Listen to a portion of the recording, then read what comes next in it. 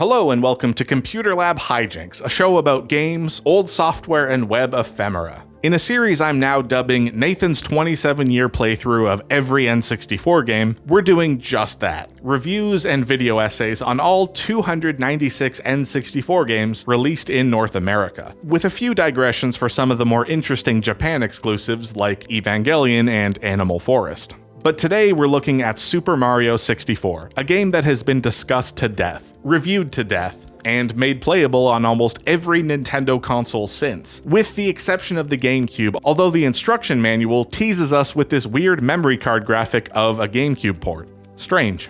As well, Mario 64 is a game increasingly known for its derivative works, Viva La Vida in the Mario sound font, explanations of arcane speedrun challenges that dip into theories on parallel universes, and mods that incorporate fan remakes of high-poly promotional models. There's a lot we talk about when we talk about Mario 64, and rightfully so. This was the blueprint for 3D worlds as game developers moved into the new millennium. In this video, I'm going to present some highly subjective personal musings on the game. Not quite a review, but also not a review. And just to give my footage the slightest amount of visual distinction, mostly for my own amusement, I used a mod by this Kingdom Hearts fan on YouTube that turns Mario into Sora from Kingdom Hearts. 'Cause why not? So without further ado, let's dive right in.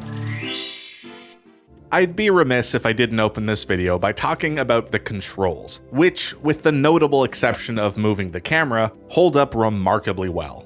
There's something about the way you build speed, the jumping mechanics, the side flips, the long jumps that are absolutely perfect. The rules of the next decade of platformers are codified in this one game, right down to crucial details like the shadow texture that helps with landing precise jumps. All the best levels in the world could have felt like flat images on a screen, with the kind of stiff controls we saw in other platformers around this time. Croc, Tomb Raider, though not technically a platformer, and heck, even Bubsy 3D. It took a few years before other companies would adapt the Mario 64 model into their own games. But there's a feeling that these are worlds built for play and interaction, and not just artistic marvel.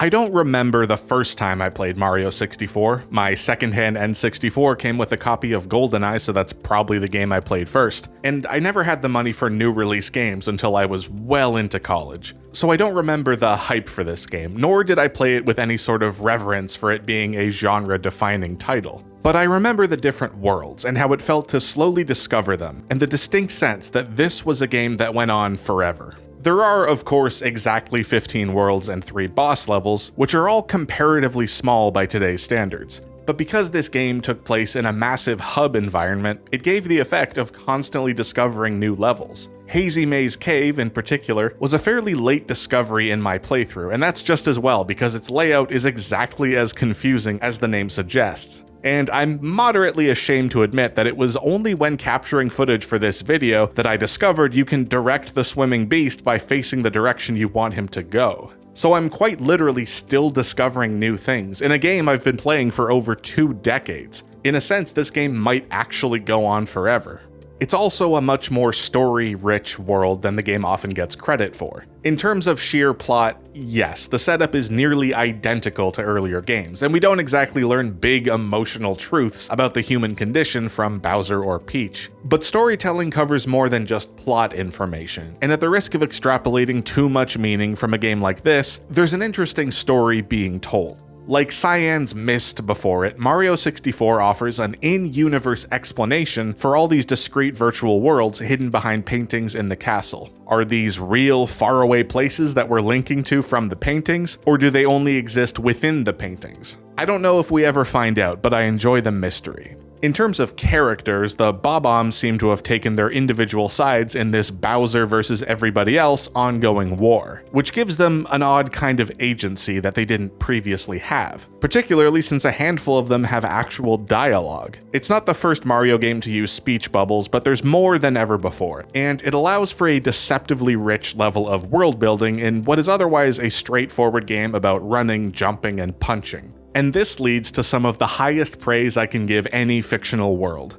In a very real way, the levels feel like they existed before the events of the game. Jolly Roger Bay contains a sunken ship that has since become the property of this scary eel thing. Someone was here, something bad happened, and now you're piecing it all together. Similarly, Big Boo's Haunt is a haunted house in the well-established formula of Mario World's ghost houses, but adapted into a free roam level, with slightly less non-linear trickery. It's among the game's more physically confined spaces, and somehow, you just know something horrible went down here. For starters, you need to go into a graveyard and punch a ghost just to get in, and once you're there, it's a gothic mansion with a subterranean merry-go-round and an angry piano that bites you. You even get a warning dialogue right at the start of the level, letting you know that this isn't a cheery, colorful sandbox like the rest of the world. This place actively doesn't want you there. Perhaps, in a Shirley Jackson kind of twist, the house belongs to the spirits and the real ghost is you. Also, what's going on with Wet Dry World? In some ways, it's a straightforward climb to the top and collect a star kind of level, but with this mechanic for raising and lowering the water, which also corresponds to the height at which you jump into the level's painting. The theme also makes no sense. It's a water level, sort of, but with these evil wind-up forklift things called heave-hos and floating aquatic spiders. Is this a sunken civilization along the lines of Atlantis that got taken over by sentient warehouse equipment? Judging by the background image, are we near those boxy hotel pods from the Montreal Olympic Village, but after some apocalyptic flood destroyed everything? Either way, it's creepy. And in a game where the skyboxes consist mostly of vague textures like clouds or more clouds, this is a photo of a real city on planet Earth. The background is a stock photo of Shibam, Yemen, but edited to look underwater in what is arguably Nintendo's goofiest texture. And even learning about this photo's real-world origins doesn't answer any questions at all. I'm honestly more confused than I was before folks online tracked down the source. I try to spend as little time in Wet Dry World as physically possible because this place gives me the willies. But not every level has some deeply unsettling lore, and in that sense, Lethal Lava Land feels the most video gamey. There's no real setup, everything's on fire, most of the surfaces kill you, and it's a level so small you can basically see the whole place right from the start. But this level has really grown on me over the years. It's also a world where the red coins are hilariously easy to collect, and honestly, by this point in the game, it's kind of refreshing to get such an easy star. Perhaps the most maligned level from this entire game would be Rainbow Ride, a largely on-rails level in the spirit of scrolling stages from the NES games. Rainbow Ride is excruciatingly difficult, filled with potential dead ends, and working through the level has more to do with memorizing upcoming obstacles than it does with platforming skill. But with this and Tick-Tock Clock being the only two levels before the game's final star door, I've always viewed them as bonus levels. They aren't strictly necessary to reach the game's final boss, given how many other stars are still available from the rest of the castle. So if you're going to play them at all, then yeah, of course they're going to be difficult to the point of frustration. They're the last two worlds in the game. You're not contractually obligated to play them, unless you're one of those completionist people. And if you go into any game with the goal of collecting all 100% of anything, then you're gonna have to accept a certain amount of throw your controller frustration with that premise. Then there's the graphics. Mario 64 does not look as good as it used to. I first played this game on what was probably a 10-inch portable TV meant for kitchens or camping or something, and I don't know where we found this thing, but it didn't have RCA inputs or working speakers, so I had to use some off-brand N64 RF switch and enjoy the game in complete silence. This, along with the inherent fuzziness of a CRT beam, meant that I was fundamentally looking at different images than we're seeing today. When I finally replayed the game on the 3D All-Stars collection for the Switch, I thought there was some bizarre emulation glitch when Mario's low-poly LOD model made an appearance, and at a surprisingly short distance from the camera, no less. Apparently he's been there the whole time, but I swear this was not visible on my old setup. And this is what happens when you render games at higher resolutions than expected. The invisible seams become much more apparent. But other than Mario popping in and out of Sega Saturn mode, this game uses a number of very effective tricks to maintain the illusion. I have to point out the brilliant choice to use sprites instead of polygonal models for anything remotely spherical. The performance of a 3D game is reliant on three-sided geometry, and how many of those shapes are actively on screen. So you want to build the most effective world, both artistically and technically, using as few triangles as possible, and curved surfaces are tricky for this exact reason. Even today, the default sphere in Unreal Editor 4 contains just under 1,000 tries, and the sphere brush uses significantly less. So if things like bob-ombs or falling boulders, of which there are usually multiple being rendered on screen at a given time, were actual 3D models, that would cause a huge performance hit. The one exception is the chain chomp, which has to be able to open its mouth in 3D space, so that's a polygonal model. But everything else is just pictures of circles. With Mario 64 having been developed at the same time as N64 hardware, this was a game built around the limitations of low poly counts and draw distances, and it all blends together seamlessly. In 1997, this was some miracle of real-time, consumer-affordable graphics. And on that note, the audio of Mario 64 is, if I may bust out some film school words, sonically pleasing. Dare I say, an aural experience for your sound holes. Little things we take for granted now, like the waterfall sound slowly fading up as you approach, rather than each environment having a static ambient track, were a novel concept. And the music, Dire Dire Docks in particular, but of course the entire soundtrack, is still one of the great soundtracks in all of gaming, arguably more widely appreciated with each passing year.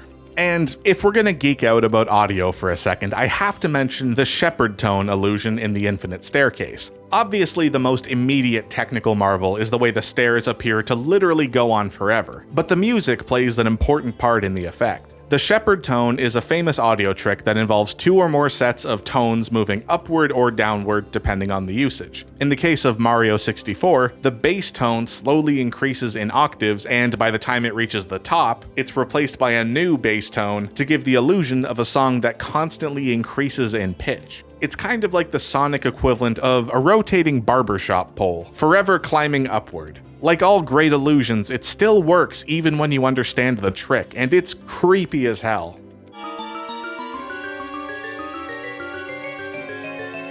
Incredible. Alright, hot take time. In the years since Mario 64 was released, one could argue that AAA game design has become complacent. We no longer expect big, creative, risky decisions to be made by companies that trade on the stock market, or have to sign multi-year leases on huge office buildings in Montreal that cost millions of dollars to break. Instead, we look to experimental games by small teams of independent developers to try new things, and if they work, they get copied by AAA studios. Valve took a high-concept student game and turned it into an instant classic. Gone Home walked, pun intended, so Resident Evil 7 could run, and the director has freely admitted this in a few interviews. Which is to say, bold choices in game design carry the risk of alienating consumers, which could mean low sales, and human labor costs money, so Ubisoft just takes the last game and drops the assassin guy in ancient Egypt, so everybody's paychecks continue to clear. But here we have Mario 64, a high-budget release with the fate of a massive company hanging in the balance, especially with all those delays, that somehow took big risks. Many of them pay off, like 360-degree movement and this elaborate hub world. And some of them really don't, like the flying carpet level or most of the camera controls. But it's always a big swing. There's always a fearlessness to the decisions, and for that, I love this game.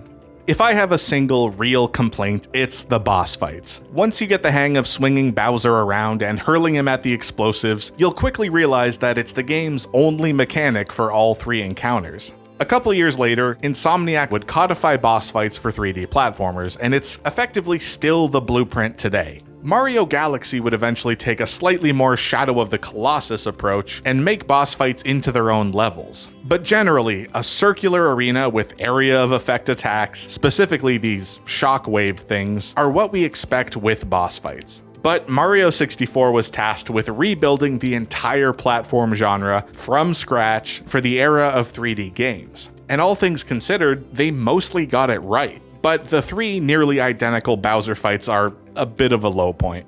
I'm not in the habit of giving scores, but just this once, I give Super Mario 64 4.5 heave-hoes out of a possible 5. It's a great game, it's still incredibly fun to play, and if you ever get bored, there's a never-ending supply of new levels and total conversion mods from the fanbase. I haven't played the DS remake since it came out, but I remember loving it, and I'm hoping to explore that in a future video. And that's my review of Mario 64. We obviously didn't cover everything, but given the subject matter, I felt like a more offbeat approach was the way to go. Episodes are going to drop on Fridays for the next few months rather than Wednesdays, just for scheduling reasons on my end. Thanks for watching, and as always, I'm Nathan, telling you to keep your files safe, keep your passwords managed, and for goodness sake, don't click on any strange links. We'll see you in a week.